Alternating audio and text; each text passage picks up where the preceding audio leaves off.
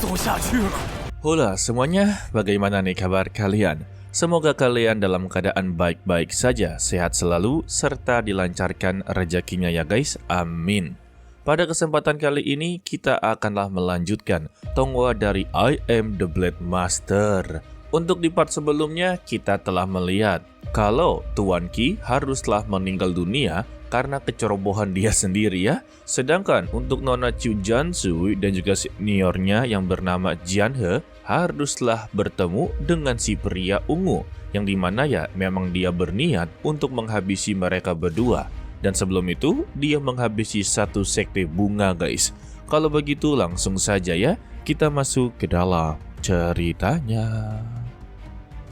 Selagi mereka berdua melakukan pertarungan sengit, kita kembali kepada Yang Chan alias Yang Ren mempertanyakan sebenarnya apa yang terjadi kepada dia. Gojong sendiri tidaklah tahu menau mengapa dia bisa menjadi seperti ini dan mengapa untuk Pavilion Changfeng juga memperlakukan dia seperti ini. Dan karena dia tidaklah mau dirinya menjadi seperti ini, lebih baik dia mengakhiri hidupnya.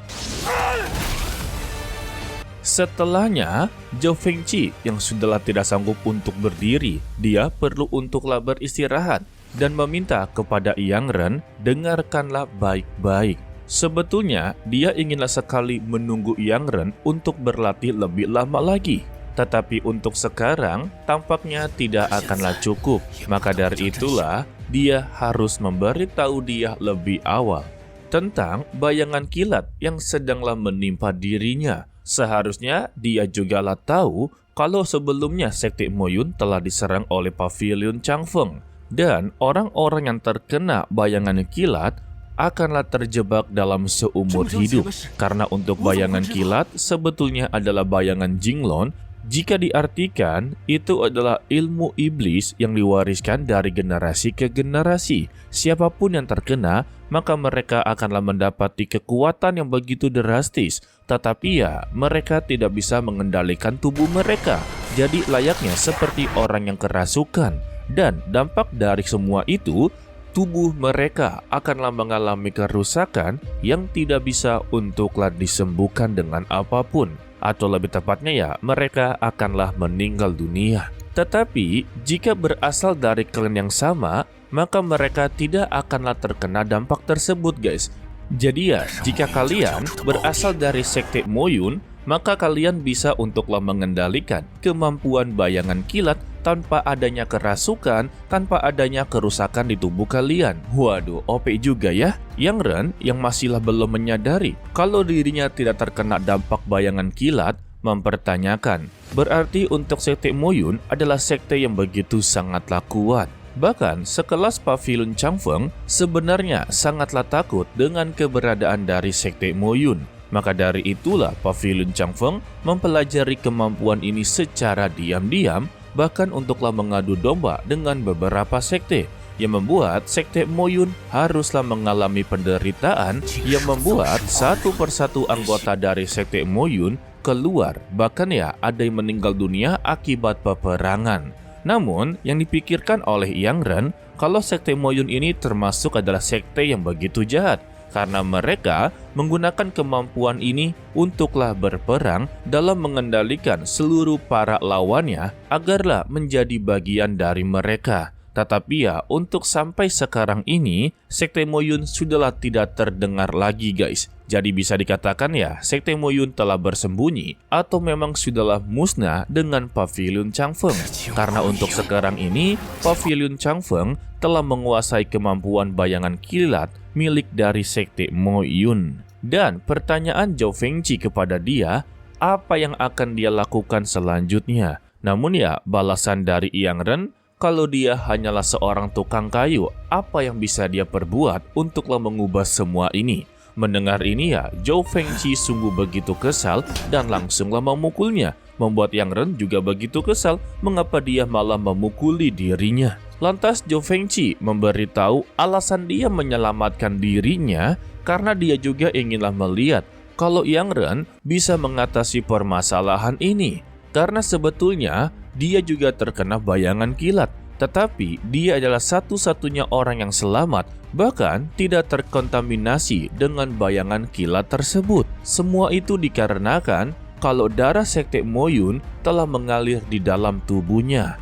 Lebih tepatnya, kalau Yang Ren adalah bagian dari Sekte Moyun. Lalu kita berpindah dalam pertarungan Nona Chu Jansui melawan si pria bunga yang kini telah kerasukan kekuatan bayangan kilat. Memang untuk kemampuannya sudah meningkat begitu drastis. Tetapi ingat perkataan dari Zhou Fengqi, setelah menggunakan kemampuan ini, tubuhnya akanlah mengalami kerusakan. Tetapi kan Pavilion Changfeng telah berhasil menguasai kemampuan tersebut.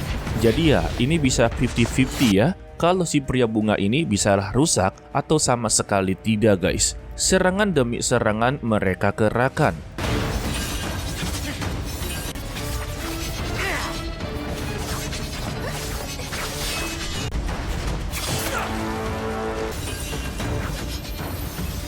Kerjasama dari mereka berdua sedikit membuahkan hasil. Si pria bunga ini benar-benar sangatlah kesulitan untuklah menghadapi mereka berdua. Sesekali mereka juga hampir untuklah menang dalam pertarungan. Contohnya ya seperti pedang dari Chu Jansui hampirlah menusuk tubuhnya. Tetapi ya dengan kemampuan si pria bunga saat ini untuk menahan pedang begitu kuat, tampaknya begitu sangatlah mudah. Dan pada akhirnya, senior Jianhe haruslah tertangkap.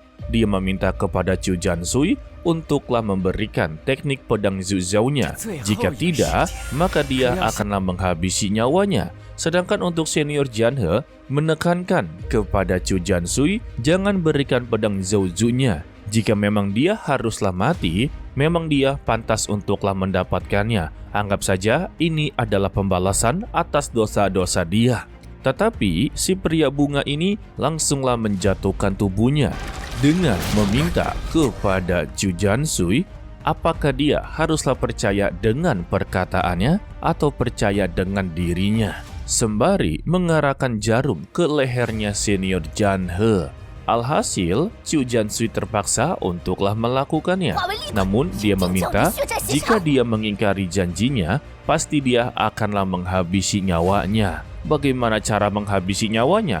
Jika pedang itu telah jatuh di tangannya, ya sudah pasti mereka tidak memiliki kesempatan untuklah menghadapinya guys. Lalu pedangnya langsunglah diletakkan. Seperti biasa, bernegosiasi dengan orang jahat itu adalah hal yang sia-sia guys. Ketika si pria ungu satu ini inginlah mengakhiri hidup dari Jianhe, datanglah kipas milik dari Xiao Yeyao yang berhasil untuklah menggagalkan rencananya guys. Seperti biasa, pahlawan selalu datang terlambat ya. Setelah berhasil menggagalkan rencananya, Xiao Yeyao juga terus-terusan menyerang, yang membuat dia begitu sangatlah lengah. Kesempatan ini tidaklah disia-siakan oleh Chu Jansui. Dia langsunglah mengambil pedangnya dan menerjang dengan memberikan 3 tebasan yang mengakhiri hidup dari si pria ungu.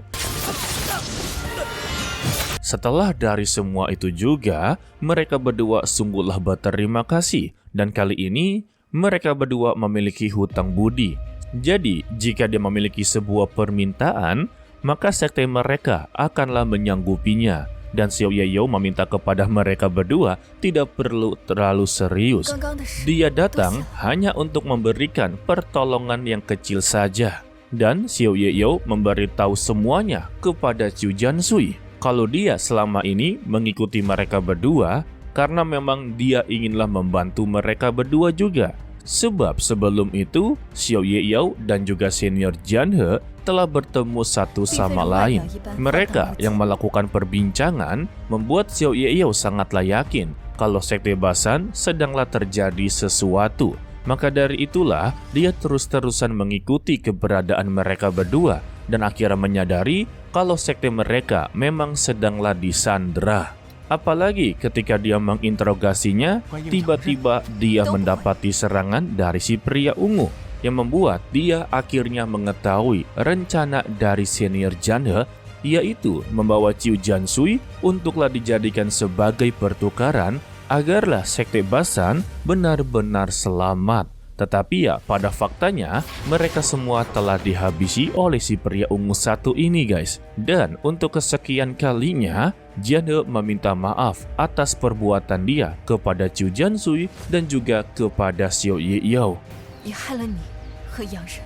Lalu kita kembali berpindah kepada Yang Ren yang sedanglah menunggu Zhou Fengji berkultivasi untuklah memulihkan dirinya. Namun pada kenyataannya bayangan kilat ini tidak bisa untuklah dihilangkan sama sekali guys. Di dalam kuil, Zhou Fengji sungguh meminta maaf kepada rekan-rekannya karena dia telah meninggalkan mereka semua. Jadi sebagai pembalasannya, dia juga akanlah mengakhiri hidupnya. Lalu dia melemparkan obor ke setiap sisi ruangan yang membuat kuil tersebut langsunglah terbakar. Sedangkan untuk Yang Ren, dia terkejut kalau kuilnya malah mengalami kebakaran. Ketika dia inginlah masuk, tiba-tiba pedang besar milik dari Zhou Fengji keluar dengan memberikan permintaan terakhir. Kalau dia haruslah menjaga pedang ini, gunakanlah untuk kebaikan. Dan jangan coba-coba untuklah masuk untuk menyelamatkan dirinya, karena untuk bayangan kilat ini tidak bisa untuklah hilang. Daripada dia bertahan hidup dan menyusahkan orang lain, lebih baik dia mengakhiri hidupnya. Dan untuk yang terakhir kalinya, dia berharap kepada Yang Ren kalau dia haruslah bisa menjadi master pedang paling terkuat di dunia ini. Sedangkan untuk Nona utusan Qi, dia telah mendapati informasi kalau ketua Hua dan juga Qin Chu telah meninggal dunia. Hal ini membuat dia sangatlah kesal karena yang lama sudahlah pergi dan yang baru tidaklah datang, maka dia langsunglah menjadikan murid yang berada di depannya sebagai utusan terbaru guys. Atau lebih tepatnya adalah bawahan terbaru yang nantinya tugas dia adalah mengambil surat yang sedanglah dibawa oleh Yang Ren.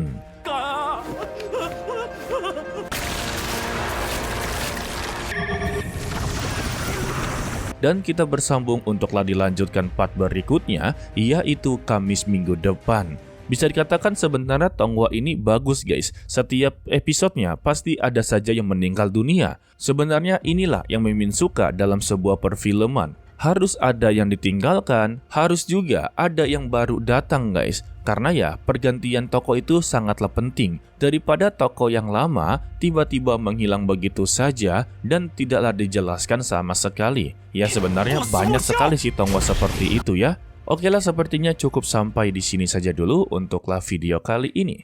Mimin ucapkan terima kasih kepada kalian yang telah menonton sampai akhir. Pesan dari Mimin, tetaplah menjadi orang yang baik walaupun itu sangatlah sulit. To be continue, sampai jumpa di video berikutnya. Bye bye.